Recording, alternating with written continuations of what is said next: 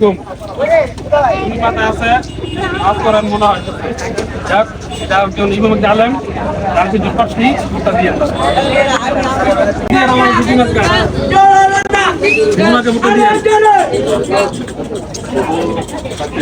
জসিম ভাই খেজুর গাছ ভোটটা দিয়ে ইনশাআল্লাহ নিজের লোক খেজুর গাছ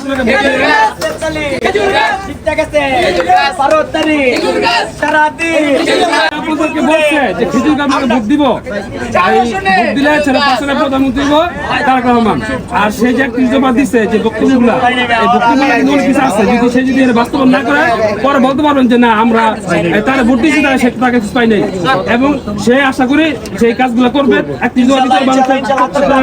জীবনের সমস্ত মূল বিষয়গুলো আছে। হ্যাঁ দয়া করে এইটা দেখলেই ভোটটা দাও ধানের শীষ পিওর বিজয় তাই আনো মুফতি মনির কাশেমি ভাই জনতার নেতা এইটাই পরিচয়।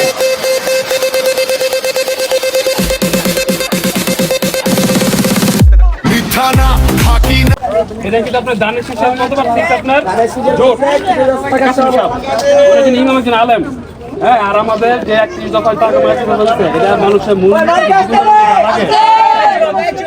অবশ্যই উপরে বলতেছে অন্য জায়গায় আমাকে প্রচারণা ছাড়া তো এটা কার যদি আপনি নির্বাচন যদি জয়যুক্ত করেন তার ভোটটা পাইলে তার প্রধানমন্ত্রী তার সাথে ভোটটা দিবেন। ভাই ভোট দিয়ে চিনে নেই ভারতীয় আলেম মুক্তি হ্যাঁ এখানে আপনার বিএনপি জোট প্রার্থী কাশিম সাহেব। হ্যাঁ কাশিম সাহেব ওনারা আপা কথাটা শুনলেন উনি নির্বাচনে কিনা আলেন মুক্তি। হ্যাঁ উনি জোট প্রার্থী বিভিন্ন যারা নির্বাচনে আলেন তো ওনার ভোটটা দিয়ে তাই কথা বলতে তার মধ্যে যে ফ্যামিলি কার্ড যেমন আপনার কৃষি যে কার্ডগুলো আছে যা যা লাগে এই 75 জবাবি যেগুলো আছে ইনশাআল্লাহ যদি ভোটটা দেন তার এই চুচুমাকা ভোট পাইলে আপনার তারেক রহমান তারেক প্রধানমন্ত্রী হলে অবশ্যই সেই যে কথা বলছে বাস্তবায়ন আমরা করবো আর সেই বক্তব্যের কথাগুলো যে বলছে যদি আমরা যদি ভোট সেই চাপটা হয় সেই যে সেই সক্ষমত না করে কিংবা সে এই যে ভোটটা দিচ্ছি আমরা যে আমরা যে নীতি সময় দিচ্ছি যে আমরা এই কাজ করবো সেটা না করে সেটা জব দিতে থাকতে হবে যে পরবর্তীতে সে ভোট পাইবো কিনা।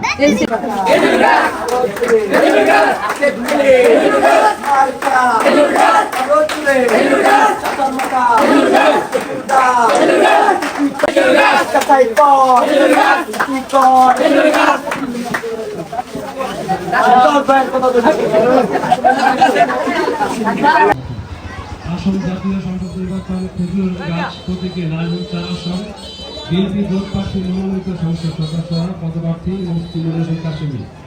কাশেমিকে আপনারা জানেন কাশেম হচ্ছে একজন আলেম একজন মুফতি। সে তো এমনিতেই মুফতি হয় না আলেম হয় নাই সে জানে হাদিস কোরআন সবকিছু তার জানা আছে। সে জানে যে একজন দেশ যে চালায় যে একজন আসন চালাবে সে জানে যে এখানে দুর্নীতি করলে কি শাস্তি হবে দুর্নীতি বিভিন্ন মানুষের যে কথাবার্তা যদি মিথ্যা করে কথা বলে থাকে যদি সে হাদিস কোরআন জেনেই থাকে তাকে আমরা নির্বাচন করবো। এখন আমরা তাকে কেন নির্বাচন করবো সে হচ্ছে একজন ইমাম তার পিছনে আমরা কিছুদিন আগে নামাজ পড়ছি এক মসজিদে এটা আমাদের সৌভাগ্য যে আমরা তার পিছনে আমরা নেতৃত্ব পাইতেছি যে পিছনে আমরা তাকে নামাজ পড়ছি। এমন নেতৃত্ব পাওয়া কি কঠিন অনেক কঠিন কারণ এরকম নেতৃত্ব কোনো আসনে এমন হয় না যে কোনো এমপি প্রার্থী কিংবা কেউ কোনো নেতা পিছনে আমরা নামাজ পড়ি তো সেই দিকে লক্ষ্য করে আমরা তাকে ভোট দিব। হ্যাঁ দ্বিতীয় নম্বর হচ্ছে আমরা মনিরুল হোসেন কাশেম হচ্ছে জোট প্রার্থী দানের শেষের মার্কা সে পায়নি কিন্তু জোট হিসাবে সে খেজুর মার্কা পাইছে। এখন খেজুর মার্কা ভোট দিলে এই খেজুর মার্কা ভোট দিলে ভোটটা হবে তারেক রহমান আর তারেক রহমান ভোট পেলে সে প্রধানমন্ত্রী হইব। এখন ভোট কি কেমন দিবেন কেন দিবেন আমাদের যে তারেক রহমান যে 31 দফা দিছে 31 দফা হয়তো অনেকে জানে না এমনিতে ফ্যামিলি কার্ড সবচেয়ে বড় একটা যে মূল্যবান কথা যে ফ্যামিলি কার্ড যে প্রতি মাসে তার একটা একটা অঙ্ক সে টাকা একটা ফ্যামিলি কার্ড পাবে। এটাতে কোনো দল দিছে কেউই দেয় নাই।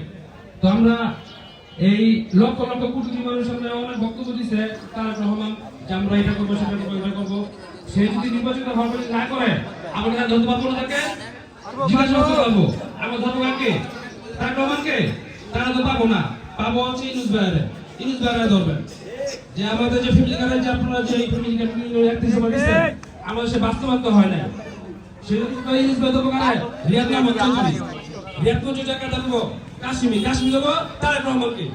যে আপনারা আমাদের যে নির্দেশনা দিচ্ছেন যে এই প্রত্যাশা দিচ্ছেন সেই কাজটা আমরা পাই নাই, সেই কথা যে মূল্য সেই একটা মানুষ একটি জীবন ভিতরে প্রত্যেক জীবনের বাস্তবতার চলার ক্ষেত্রে যে এই ধরনের সমস্যা হয় সেগুলো সমস্যা সমাধানে এই একটি জমে আছে।